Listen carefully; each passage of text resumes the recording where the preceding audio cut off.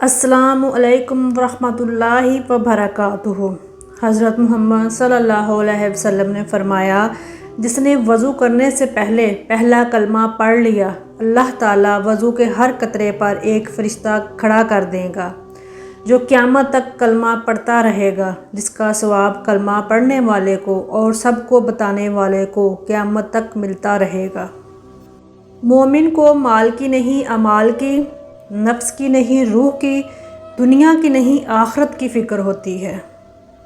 حضرت علی رضی اللہ تعالیٰ عنہ نے فرمایا، اپنے دن کا آغاز صدقہ دینے سے شروع کرو، اس دن تمہاری کوئی دعا رد نہیں کی جائے گی، اور اچھی بات بتانا بھی صدقہ ہے۔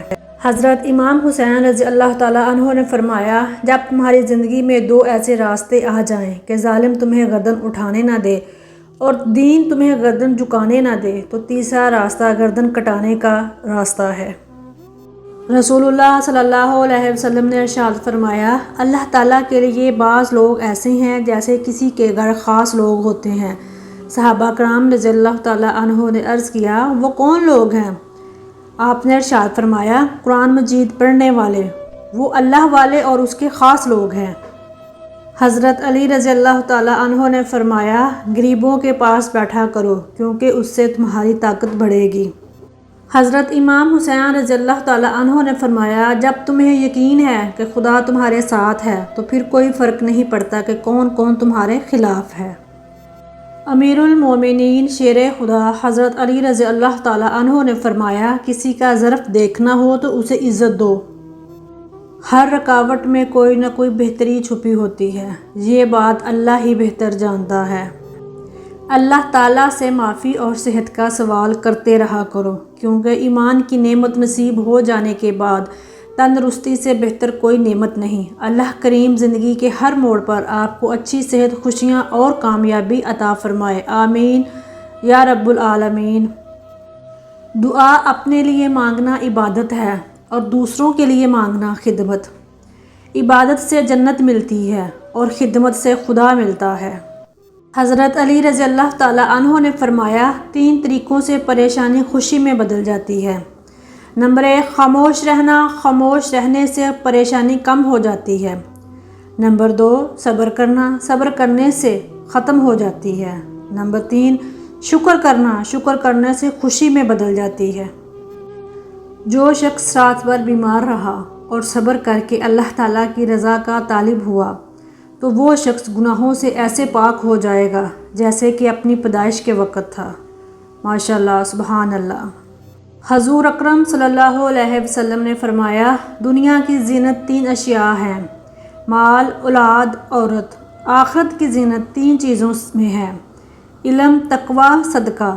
بدن کی زینت 3 چیزوں میں ہے، کم سونا، کم کھانا، کم بولنا۔ عقل کی زینت 3 چیزیں ہیں، صبر، شکر، خاموشی۔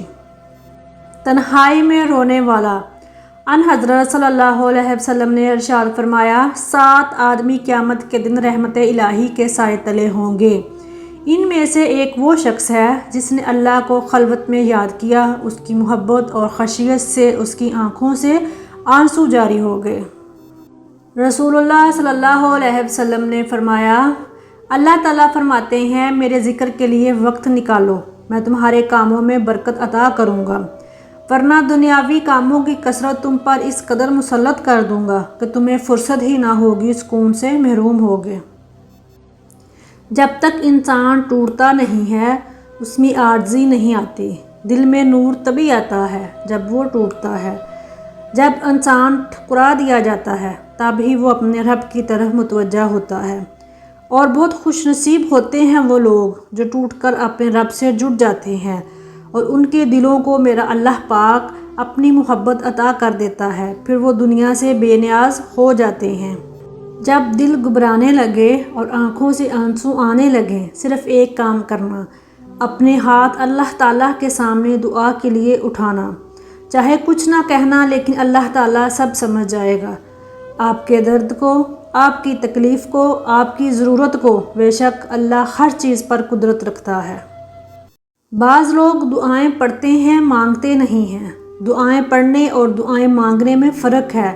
دعا پڑھنا تو یہ ہوا کہ انسان رٹی رٹائی دعائیں اس طرح پڑھے کہ وہ خود کو بھی پتہ نہ چلے۔ کیا مانگ رہا ہوں، دعا مانگنے کے بعد یہ بھی یاد نہ ہو کہ کون سی دعا مانگی ہے۔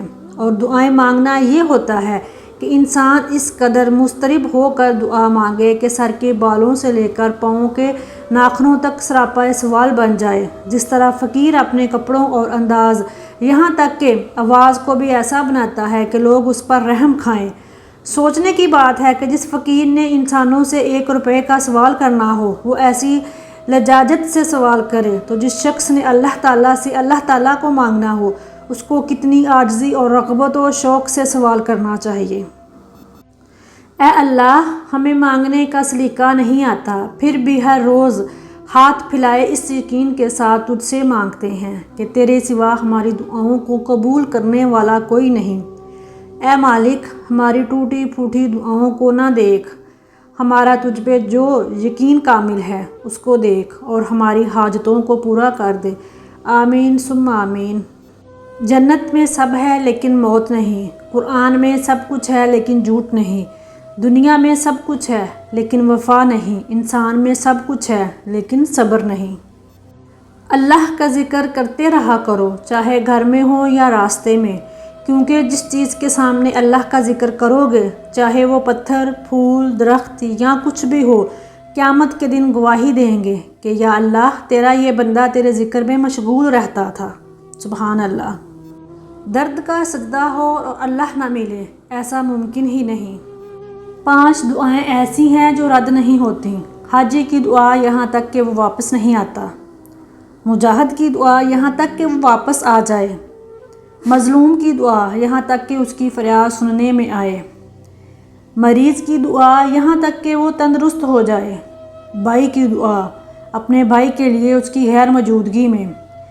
ان سب میں سے پہلی قبول ہونے والی دعا بھائی کی دعا اپنے بھائی کے لیے ہے۔ Thanks for watching, please subscribe to my channel.